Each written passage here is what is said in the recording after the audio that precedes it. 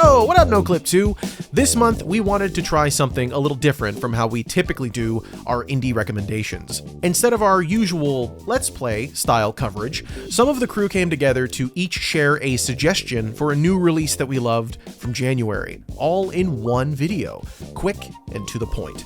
So, let's get to it. Here are 4 of our favorite games from January of 2026, starting with a great game about climbing. Cairn is a sublimely beautiful and staggeringly immersive game about rock climbing. A game that translates the actual experience of rock climbing into game mechanics more literally than perhaps any game ever has. Not just the separate movement of each limb, not just the ropes and pitons and finger tape, but the methodical evaluation of holds and of foot placement. The planning of routes across slabs of rock that do not feel like they were designed to be climbed. The delicate balancing act of jamming your feet into a crack and reaching for a thumb-sized gradation in the rock which spells the difference between life and death.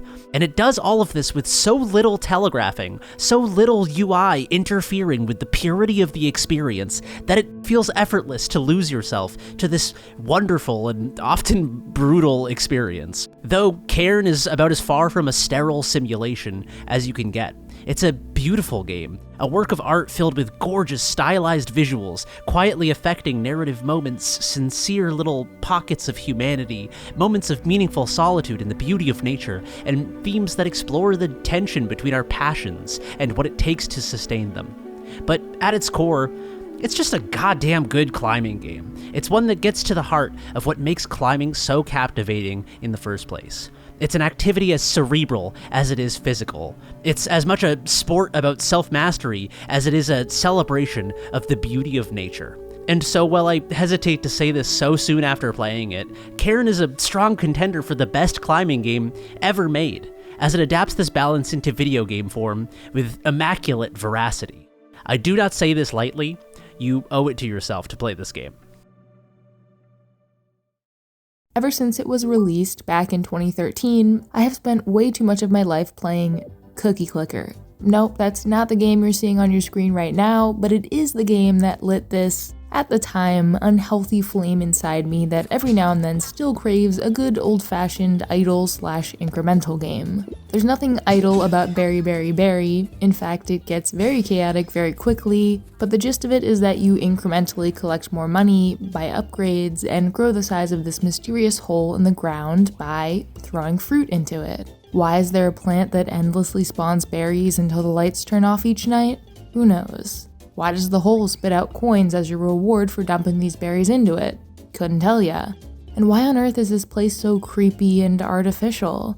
Beats me, but it doesn't matter because it's fun as hell, and that's why I've chosen Berry Berry Berry as my pick out of all the other wonderful January releases. The play area starts off small, as does the hole, but if this seems underwhelming to you, don't worry. There are ways of expanding this artificial area and plenty of secondary mysteries and secrets to go along with this newfound freedom.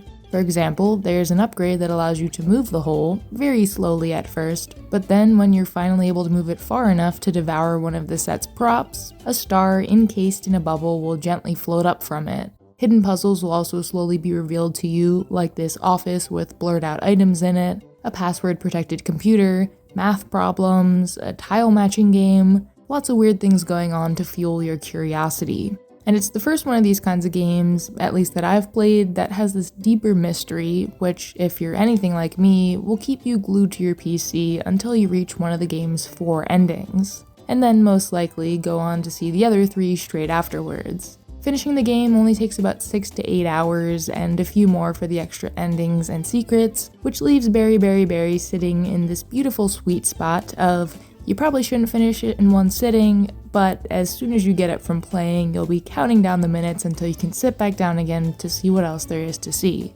I think it's safe to say my love for incremental games has been rekindled, for better or for worse, but I will at least promise you all that I will not, under any circumstances, be returning to the 700 plus hours I have in Cookie Clicker, which is practically nothing, by the way. But another quick and intriguing one like this, I'd play any day of the week.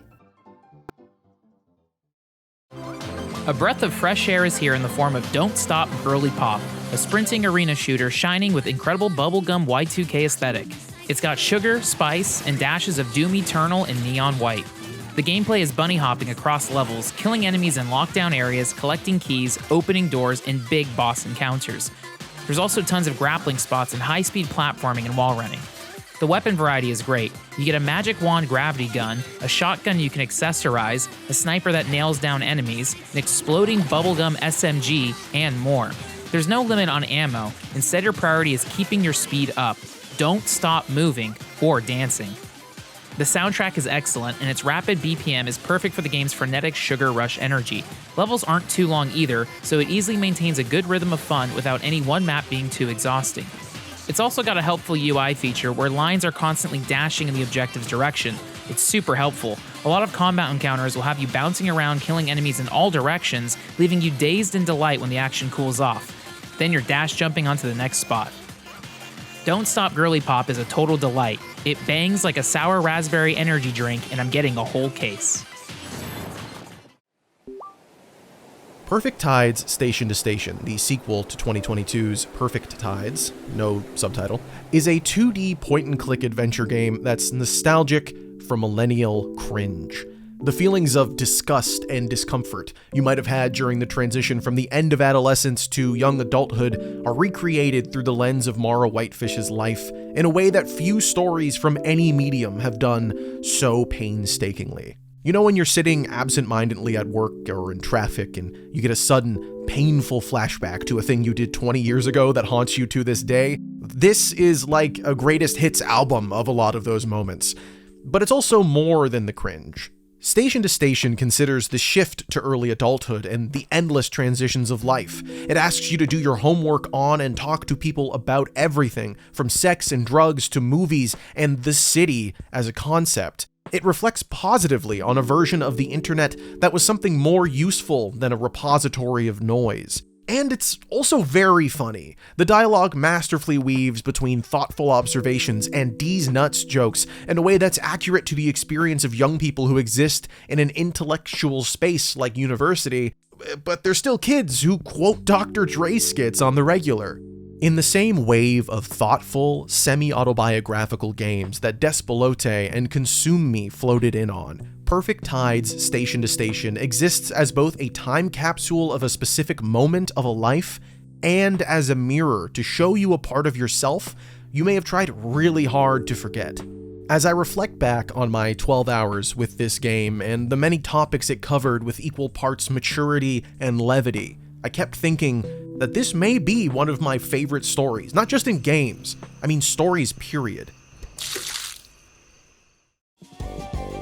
And there you have it, from bubblegum pink shooting to hardcore climbing. That was a little tasting menu of some of the best games we played in January.